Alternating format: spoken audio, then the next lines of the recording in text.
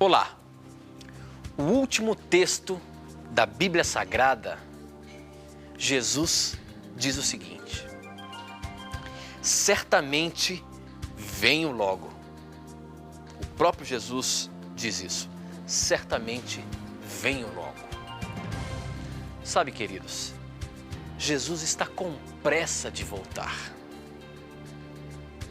Ele está querendo vir buscar você e a mim.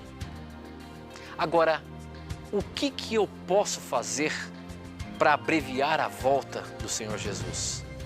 Será que você pode fazer alguma coisa para abreviar o retorno do Senhor Jesus? A Bíblia nos orienta de alguma maneira para abreviarmos a volta do Senhor Jesus ou não? Deus Pai onisciente sabe o dia e a hora. A Bíblia fala que nem o Filho sabe, apenas o Pai. Então, o que eu posso fazer para abreviar? Ou isso, na verdade, não tem sentido nenhum? Vamos aprender isso? Pois a partir de agora, está no ar, Na Mira da Verdade.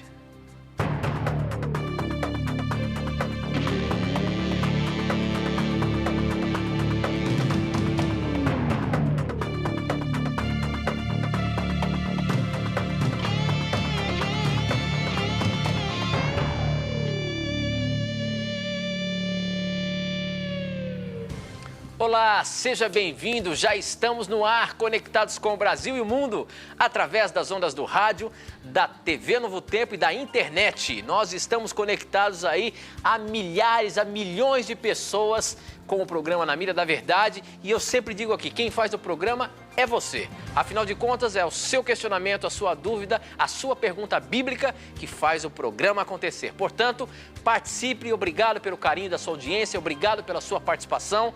E daqui a pouquinho você vai saber o que é preciso fazer para abreviar a volta do Senhor Jesus. Será que isso é real? Será que eu posso fazer alguma coisa para abreviar a volta de Jesus? O que a Bíblia fala sobre isso? Vamos ver daqui a pouquinho. Antes, vamos cumprimentar meu professor, Leandro Quadros. Como é que vai, professor? Tudo bem? Tudo ótimo, amigo Tito. Estou feliz porque hoje estamos começando o programa de uma maneira diferente.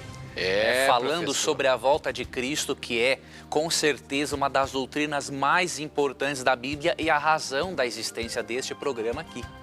Eu queria mandar um abraço rapidamente para a Igreja Adventista do Sétimo Dia de Tremembé, em São Paulo, né?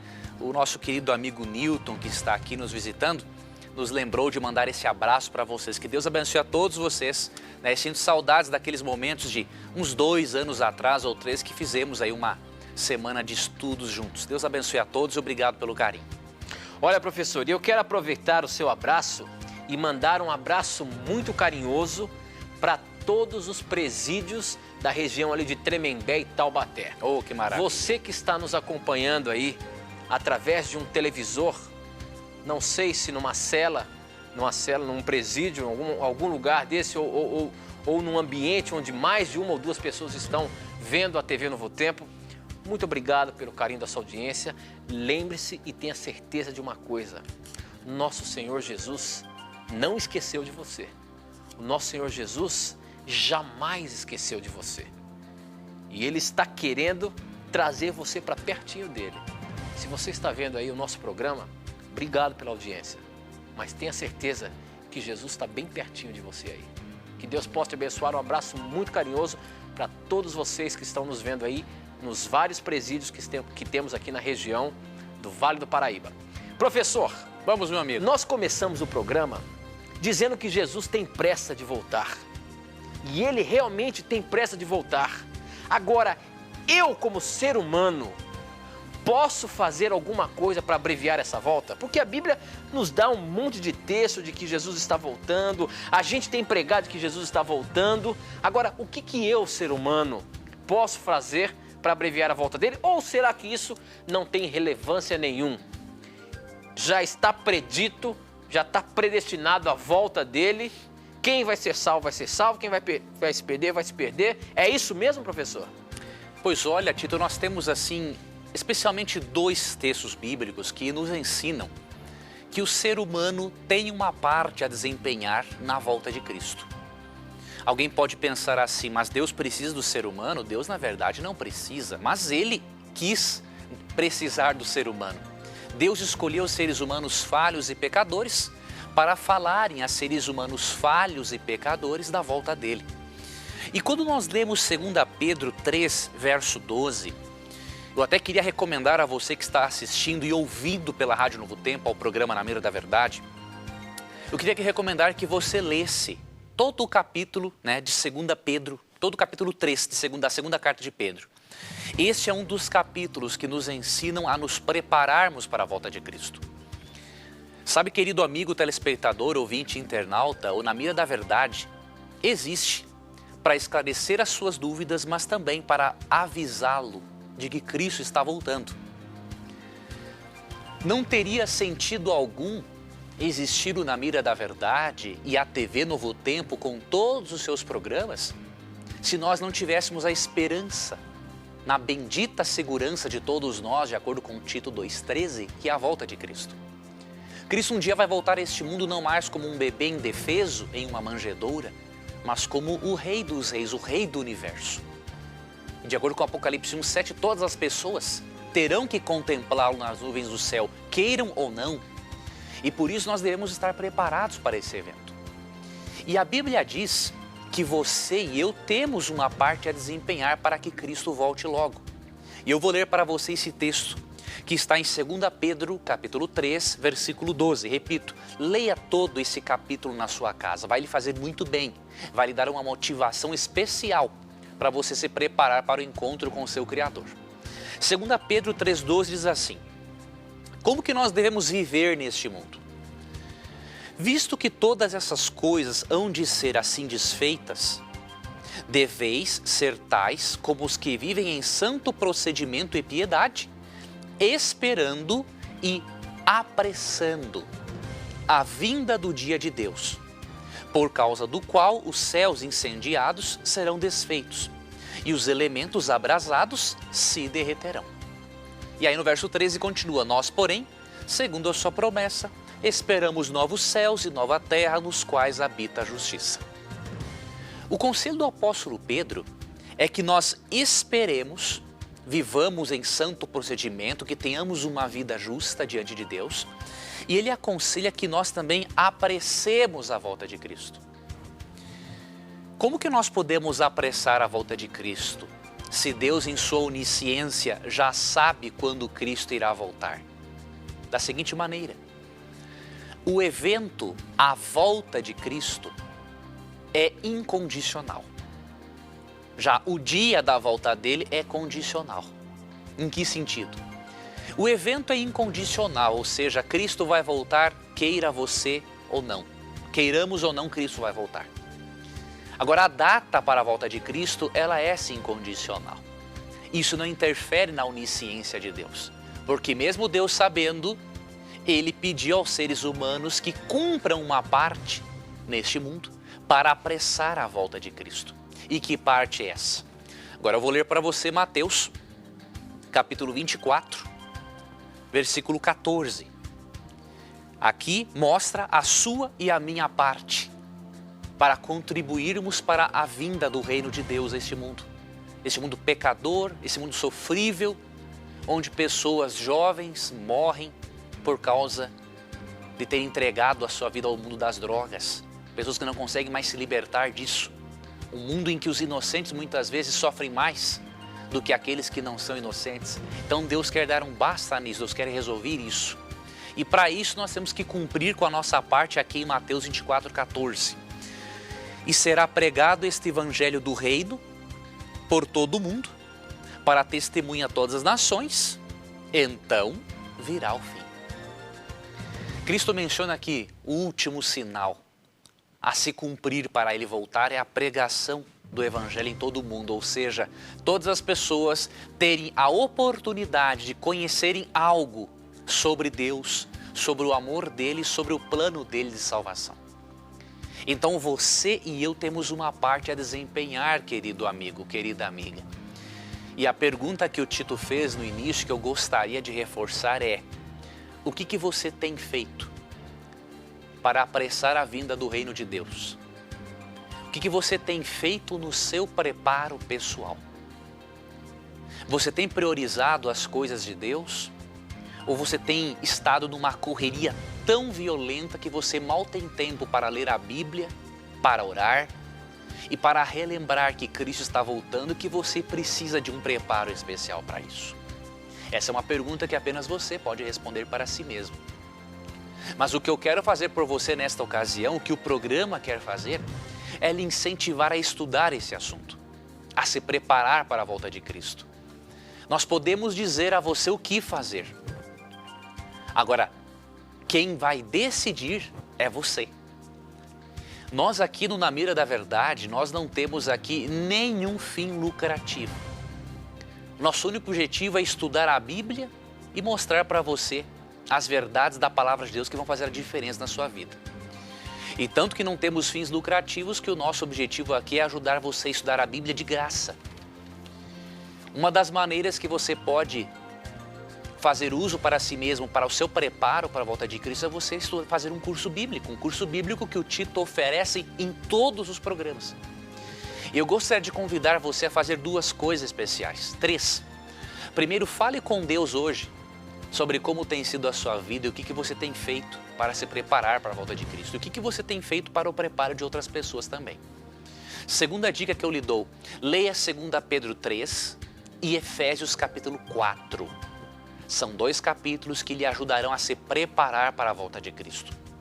E a terceira dica que eu lhe dou, se você ainda não fez um estudo da Bíblia para saber como se preparar para a volta de Cristo, não perca a oportunidade que o programa lhe dá gratuitamente. Se você tem pessoas amigas que ainda não conhecem a Bíblia, converse com elas. Pegue o endereço e o CEP delas e mande para o programa Na Mira da Verdade, que nós vamos enviar um estudo bíblico para ela também. Nosso maior desejo, amigo, é que nós possamos juntos conhecer a Bíblia e que esse conhecimento seja aproveitável. De que maneira? Uma das maneiras de aproveitarmos esse conhecimento é nos preparando para a volta de Cristo. Cabe a você e a mim decidirmos de qual lado estaremos. Decida-se do lado certo, do lado de Cristo. Muito bem, professor. O nosso programa está apenas começando. Os questionamentos não param de chegar. Nós vamos para um breve intervalo, mas a gente volta já já.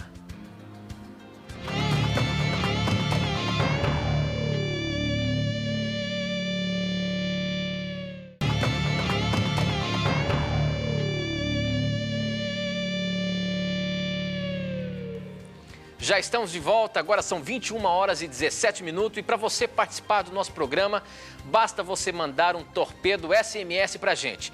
O número é 12-9156-6972. Você manda a sua pergunta e ela chega na hora aqui para mim. E ela pode entrar na Mira da Verdade. Se você preferir, pode acessar o nosso blog. O nosso blog é novotempo.com/Na Mira da Verdade e você vai ver que o programa está no ar, dizendo ali do lado direito do blog. E você pode mandar a sua pergunta que ela também chega na hora aqui para mim.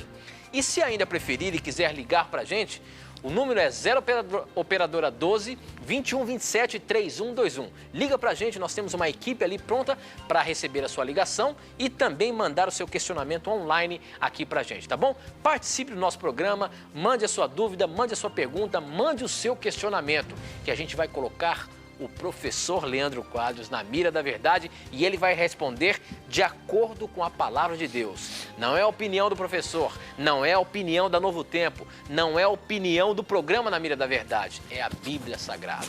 Portanto, não tenha preconceitos, mande o que você quiser e vamos colocar na mira, tá bom? Professor Leandro Quadros, eu tenho um SMS que chegou aqui, para ser mais exato, às 17 horas e 48 minutos. A partir das 5 horas, a partir das 2 da tarde, já começam a chegar perguntas para o programa, professor. Maravilha! Cada programa tem cerca de 400, 500 perguntas para o programa. Por isso, talvez a sua pergunta ainda não entrou na mira. Não desanime, não. Coloque, formule bem a sua pergunta, que ela vai entrar na mira com certeza. E a questão é a seguinte, professor. Como conciliar o mandamento revelado por Paulo em 1 Coríntios 14, de 26 a 40, e a atual igreja remanescente no tempo do fim, ou seja, a igreja do final dos tempos. Como conciliar isso? Quer ver o que fala lá nesse livro que ele falou aqui? 1 Coríntios 14, de 26 a 40. Eu não vou ler tudo não, mas é só para a gente ter uma ideia e contextualizar um pouquinho. Trata-se da ordem na igreja. E fala o seguinte: portanto, meus irmãos, o que se deve fazer? Ou melhor, o que é que deve ser feito? Quando vocês se reúnem na igreja, um irmão tem um hino para cantar, outro alguma coisa para ensinar, outro uma revelação de Deus, outro uma mensagem em línguas estranhas e ainda outro a interpretação dessas mensagens. Que tudo seja feito para o crescimento espiritual da igreja. Se algum de vocês falar em línguas estranhas, então que apenas 2 ou 3 falem, um depois do outro, e que alguém interprete o que está sendo dito. Mas se não houver ninguém que possa interpretar, então fiquem calados e falem somente consigo mesmos e com Deus. Olha aí, professor, eu não vou ler tudo não, mas aqui está falando da ordem da igreja, o que acontece na igreja, o que é para acontecer na igreja e qual que é a relação para os dias de hoje. Se você sempre tem falado aqui que o dom de línguas não é algo para acontecer nos dias de hoje, aconteceu no Pentecostes, ele está dizendo aqui que isso é o que é para ser na igreja dos últimos dias. Como conciliar então esse texto com a igreja na atual conjuntura do mundo? Certo. Interessante essa pergunta. Veja bem, querido telespectador, quando nós lemos 1 Coríntios 2,11, aqui é dito o seguinte: mas um só e o mesmo Espírito realiza todas estas coisas, distribuindo-as como lhe apraz a cada um individualmente. Aqui é dito que quem escolhe um dom espiritual é o Espírito Santo. E nós, quando estudamos a Bíblia, percebemos que Deus utiliza, sim, vários dons espirituais para o crescimento da igreja, só que em épocas específicas Deus dá atenção maior a determinados tipos de dons. Por exemplo, se você vê a 1 Coríntios 14, você percebe que naquele contexto cultural e sociológico, Deus fez uso do dom de línguas, que era uma capacitação sobrenatural para falar outros idiomas, para que Deus pudesse alcançar pessoas de diferentes civilizações.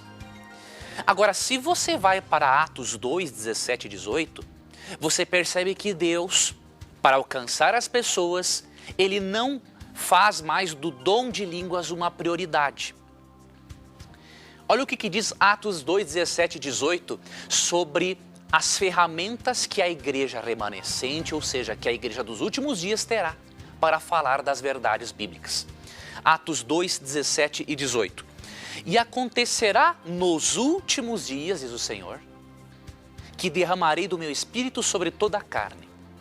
Vossos filhos e vossas filhas profetizarão. Vossos jovens terão visões e sonharão vossos velhos.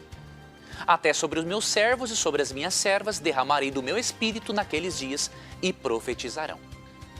É claro que Deus pode dar o dom de línguas bíblico a quem Ele quiser e no momento que Ele quiser, de acordo com 1 Coríntios 12, 11.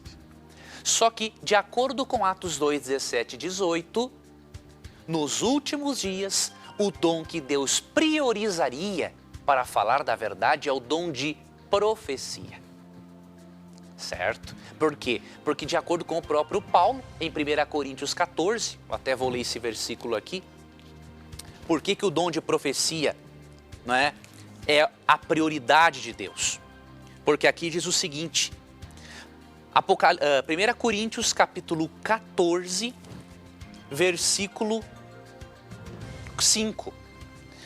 Eu quisera que vós todos falasseis em outras línguas, muito mais, porém, que profetizasseis, pois quem profetiza é superior ao que fala em outras línguas. Então você percebe, o objetivo de Deus nesses últimos dias é usar o dom de profecia, ou seja, a exposição da Bíblia de forma entendível para que as pessoas possam compreender a mensagem. Nos dias de Corinto, como eles não tinham o acesso que nós temos a cursos de inglês, espanhol, francês e etc., então Deus dava aquela capacitação sobrenatural como uma das prioridades. Mas lembre-se, nos últimos dias, o dom que Deus mais irá utilizar, de acordo com Atos 2, 17 e 18, é o dom de profecia. Agora, professor, você quer ver uma coisa? Continuando aqui a leitura do texto bíblico, ali no versículo desse mesmo livro aqui de 1 Coríntios 14, a ordem na igreja, ali no versículo 34 diz o seguinte: as mulheres devem ficar caladas nas reuniões de adoração, elas não têm permissão para falar, como diz a lei, elas não devem ter cargos de direção. Se quiserem saber alguma coisa, que pergunte em casa ao marido. É vergonhoso que uma mulher fale nas reuniões da igreja. E essas perguntas chegam pra gente aqui em todos os programas. Sim. Será que a mulher não pode ter cargo na igreja? Será que a mulher não pode ter nenhum tipo de manifestação, não pode ir lá pregar a palavra de Deus? É proibido a mulher fazer isso? O que diz aqui também esse texto, professor? Você quer ver uma coisa? Esse texto repete aqui uma orientação que Paulo dá em 1 Coríntios 2, 10 e 11, onde ele afirma que a mulher não deve falar na igreja. Muitas mulheres agora estão com o cabelo em pé, não é? O que eu estou falando na igreja? Estou desobedecendo a Bíblia? Não é isso. Nós temos que estudar a Bíblia no contexto cultural no qual ela foi escrita.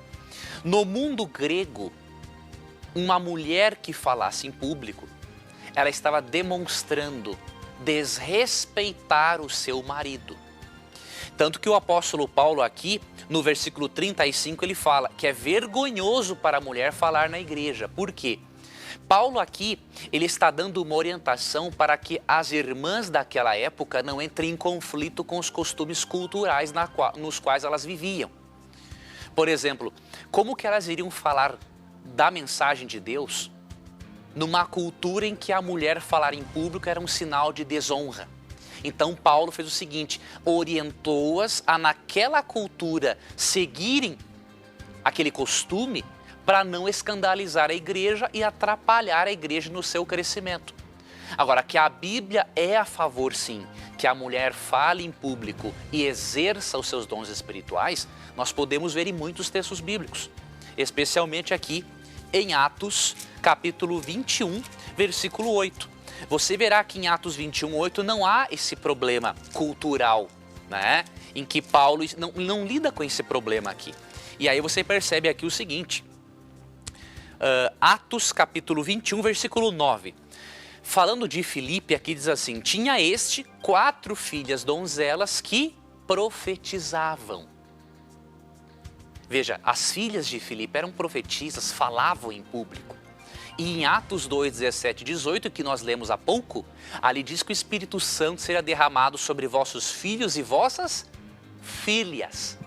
Então isso nos mostra claramente que a mulher tem um papel importantíssimo para Deus, para que outras pessoas conheçam a mensagem bíblica.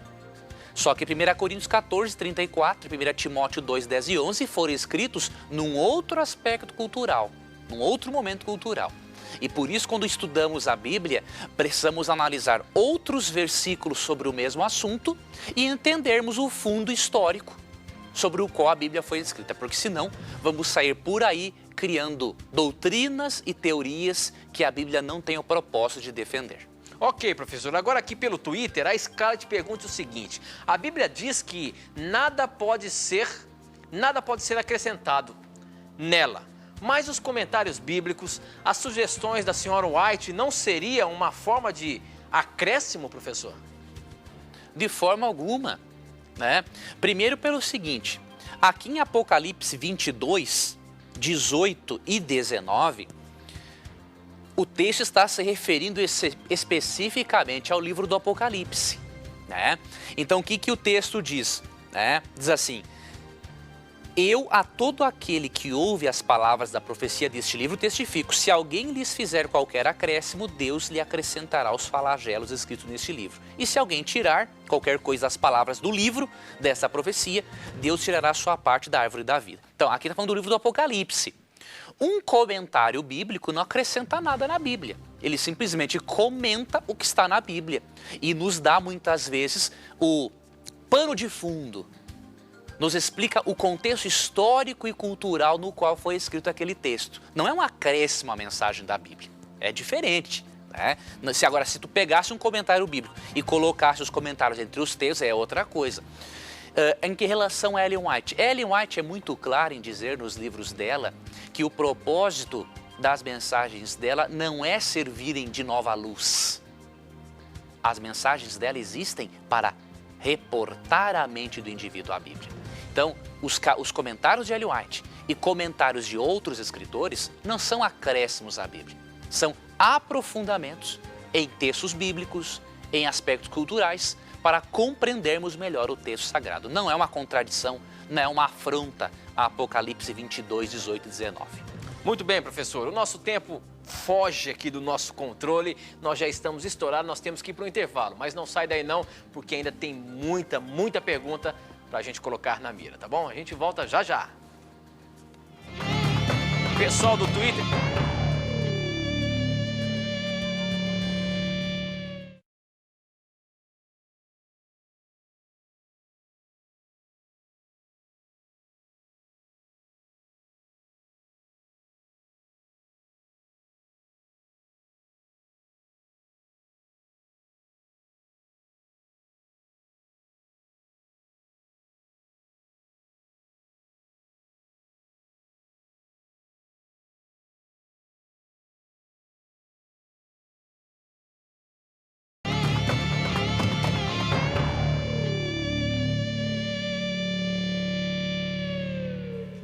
Já estamos de volta e olha que no intervalo muitas perguntas chegaram aqui. Estou aqui conversando com os nossos amigos do Twitter e eles estão ali mandando perguntas para todo lado aqui e eu separei uma pergunta que chegou pelo nosso blog aqui. Você internauta que está mandando a sua pergunta pelo blog, obrigado por você estar participando com a gente.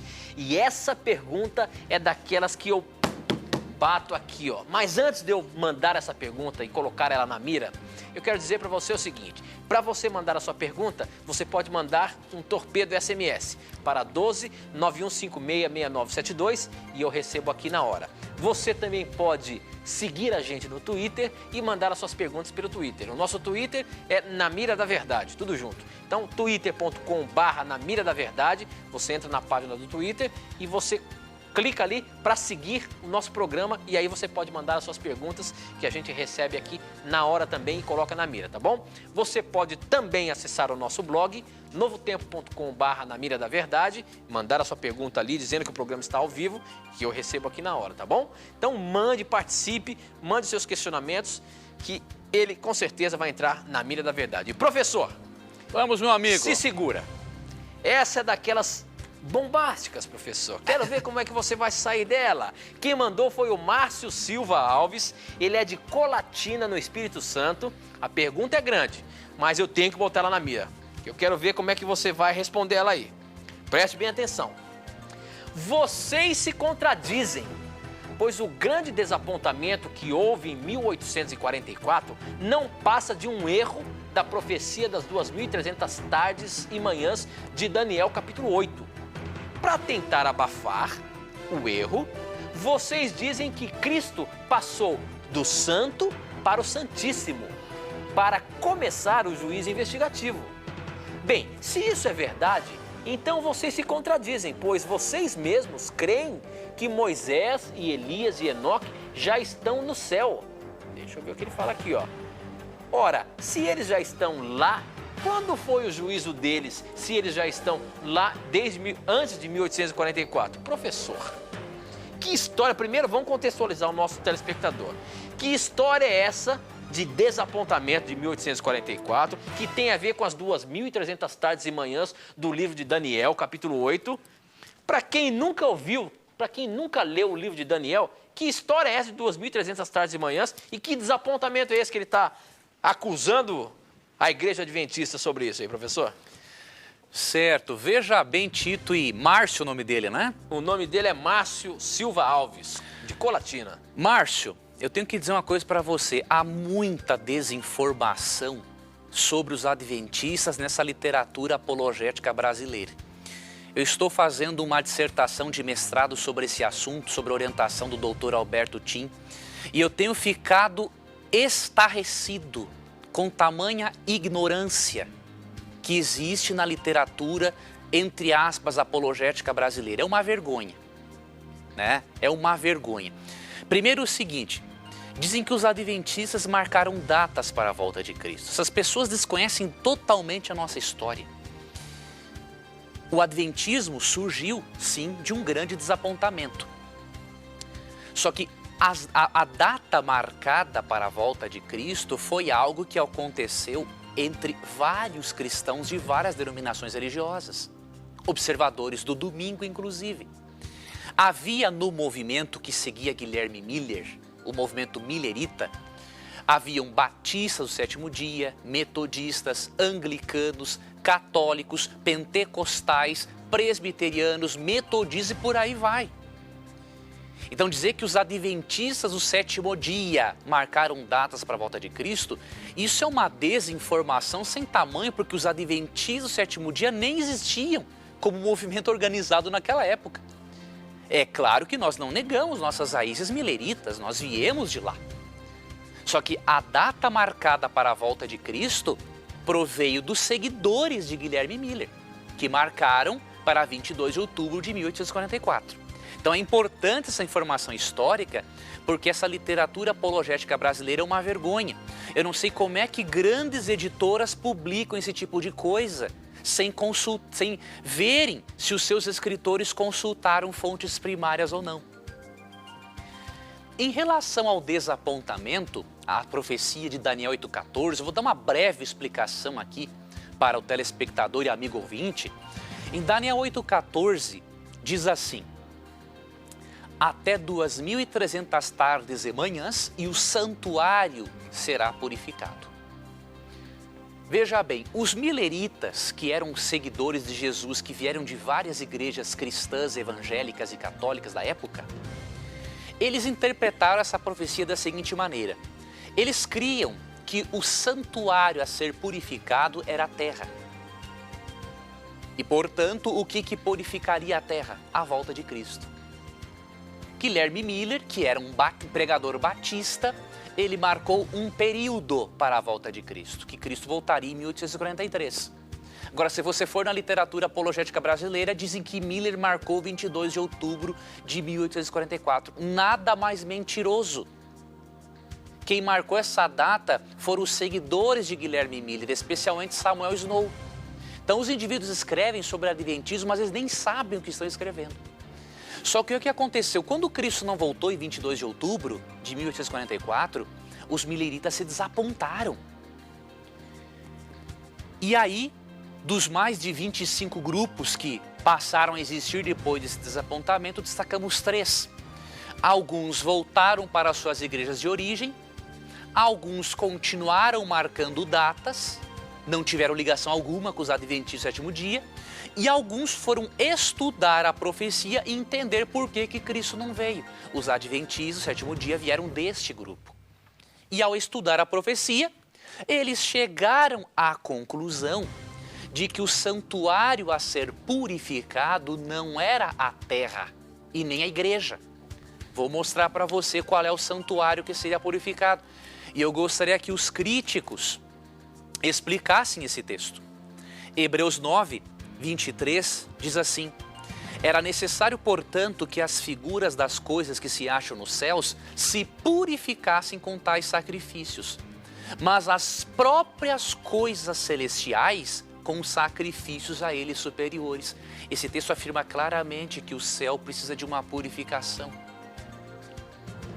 E agora, será que o céu tem pecado? Não, a purificação é no sentido de que ao Deus avaliar os registros celestiais, onde estão registrados os nossos pecados, Deus tira tudo aquilo de lá, porque os anjos podem testemunhar já. Não, esse aqui realmente aceitou a Cristo e esse não aceitou. Então a purificação do santuário ocorre quando o juízo investigativo é realizado. Então isso não é uma coisa para tapar pano, não é para tapar o negócio com um pano, não é isso. Né? Se você estudar obras abalizadas, você verá que a doutrina do santuário e do juízo investigativo é puramente bíblica. Eu te recomendo, por exemplo, a leitura do livro O Sacerdócio Expiatório de Cristo, da Casa Publicadora Brasileira.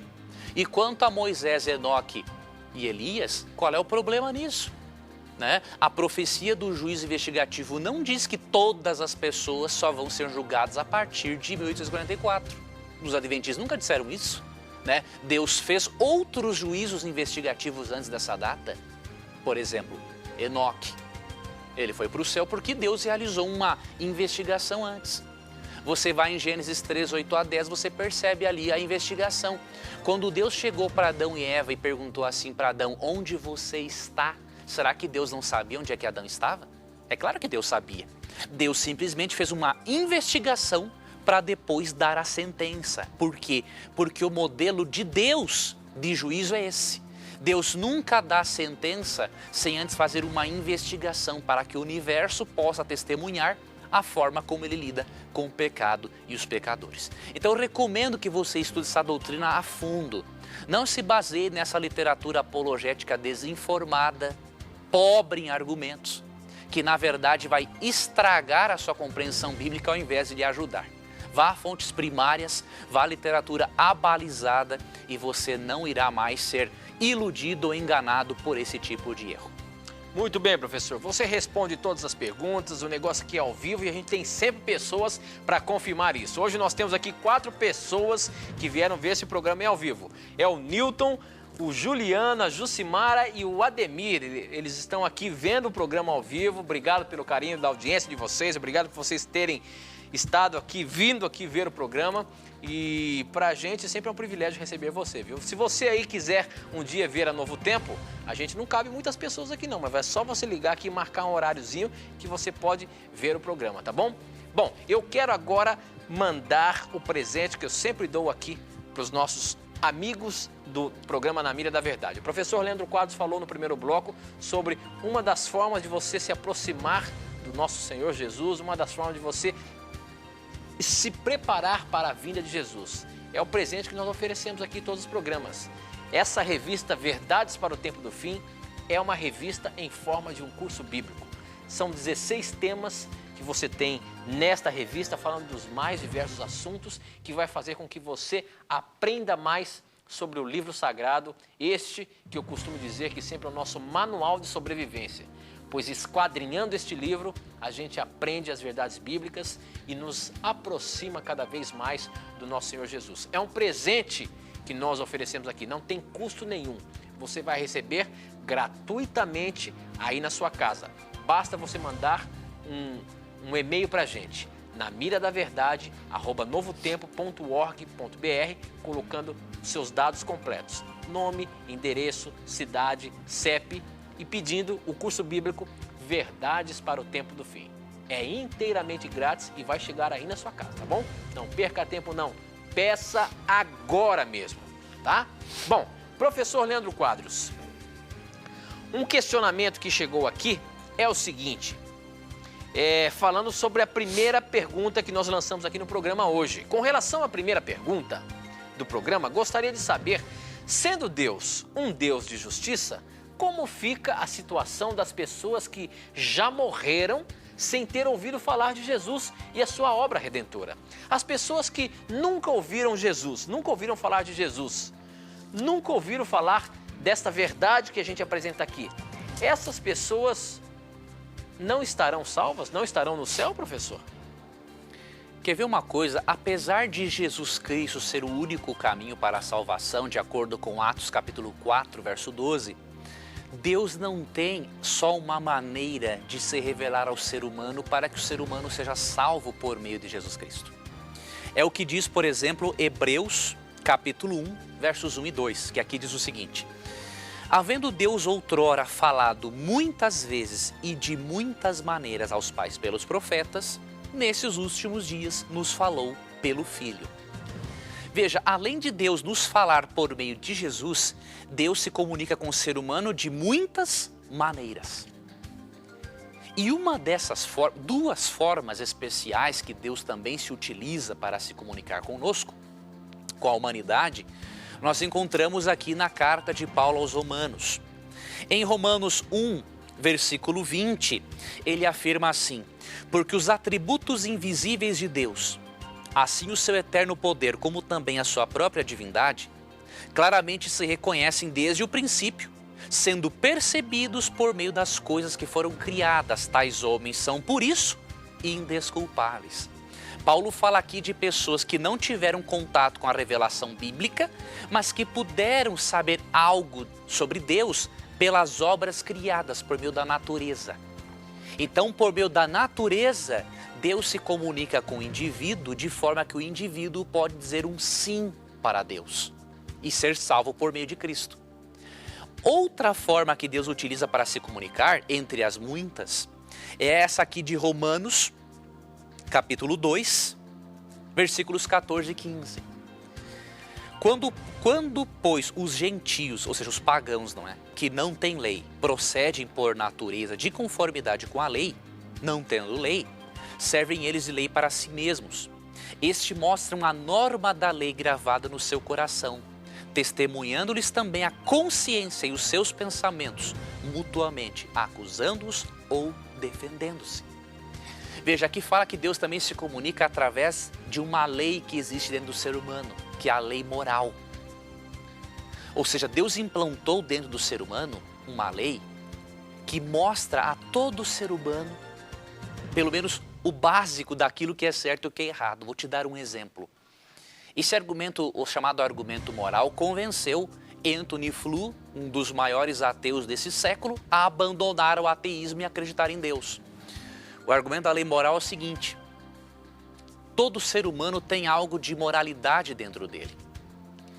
Por exemplo, tem as suas exceções, mas no geral, se você perguntar a um índio, um ateu, a um cristão, a muçulmano, a um judeu, a um budista, ou seja, pessoas totalmente diferentes em seus credos, se é correto fazer sexo com a própria mãe, eles vão dizer que é errado.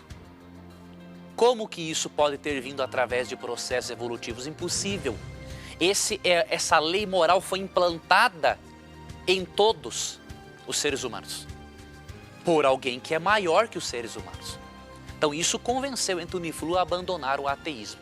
Então pessoas que não tiveram contato com Jesus e o Evangelho, Deus se comunica com elas através de outras maneiras. E duas delas que destacamos aqui: a natureza, de acordo com Romanos 1:20, e pela lei moral, de acordo com Romanos 2:14 e 15. Muito bem, professor. Uma outra pergunta pelo SMS é o seguinte: quem mandou foi a Mônica e ela diz: sou evangélica e preciso que responda uma questão, porque tenho que responder isso a uma pessoa espírita. E ela pergunta o seguinte, professor: por que uns nascem perfeitos e outros nascem deficientes? E outros ricos e outros sem nenhum recurso? Ou uns com a mesa fartas e outros sem nada para comer? Como que Deus faz esse tipo de coisa? Deus é injusto com certos tipos de pessoas? Professor, isso tem a ver com a nossa vida aqui?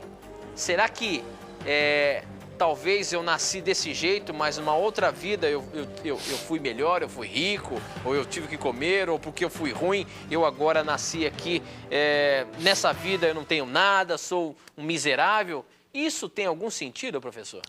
Quer ver uma coisa, Tito e querida irmã Mônica? Essa pergunta é importante pelo seguinte: o espírita usa como argumento a reencarnação e especialmente a lei do karma para explicar o fato de algumas pessoas nascerem com defeitos, algumas nascerem com posses e outras não. Só que isto nega totalmente o conceito bíblico de pecado. Biblicamente, não há desigualdades sociais por causa de diferentes karmas, ou porque a pessoa foi má em outras vidas, nada disso. De acordo com Hebreus 9:27, a reencarnação nem existe. Hebreus 9:27 afirma que depois que o ser humano morre uma vez, consequentemente, vem depois para ele o juízo. Ou seja, o cara não morre uma vez e reencarna, morre duas e reencarna, não.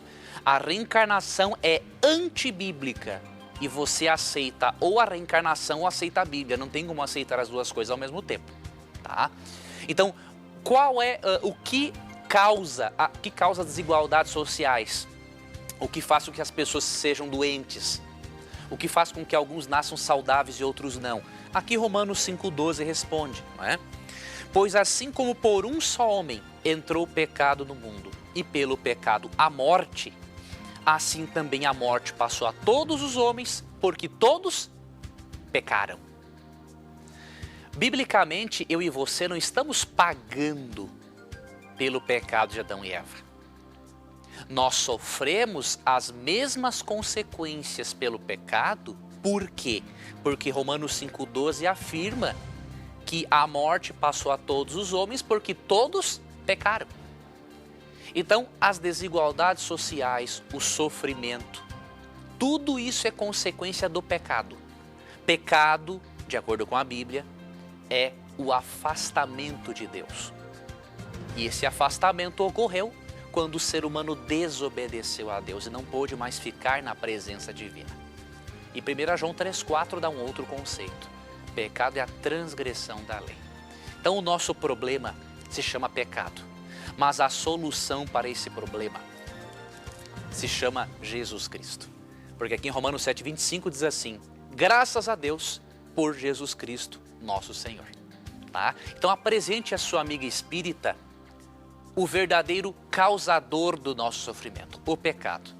E apresente para a sua amiga espírita a solução de Romanos 7,25, que é o Senhor Jesus Cristo.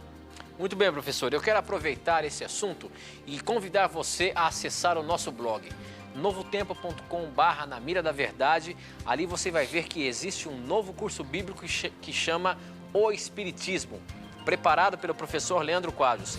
Se você quer saber mais sobre esse assunto do Espiritismo, o que a Bíblia fala sobre este assunto e várias outras coisas relacionadas a este assunto de espíritos, Espiritismo, acesse lá o nosso blog novotempo.com/na mira da verdade e aperte no link curso bíblico O Espiritismo. Tenho certeza que vai ajudar bastante a esclarecer vários aspectos deste tema tão importante na Bíblia Sagrada, tá bom? Bom, professor Leandro Quadros, no programa passado, você falou aqui que Miguel é um dos nomes dado ao Senhor Jesus. E o questionamento que agora eu vou colocar na mira é o seguinte. Na Bíblia fala que Miguel é um arcanjo, pois está acima dos outros anjos. E muitos falam que só existe ele de arcanjo. Agora, mas Lúcifer também não ocupava uma posição acima de outros anjos no céu? Isso não fazia dele um arcanjo também?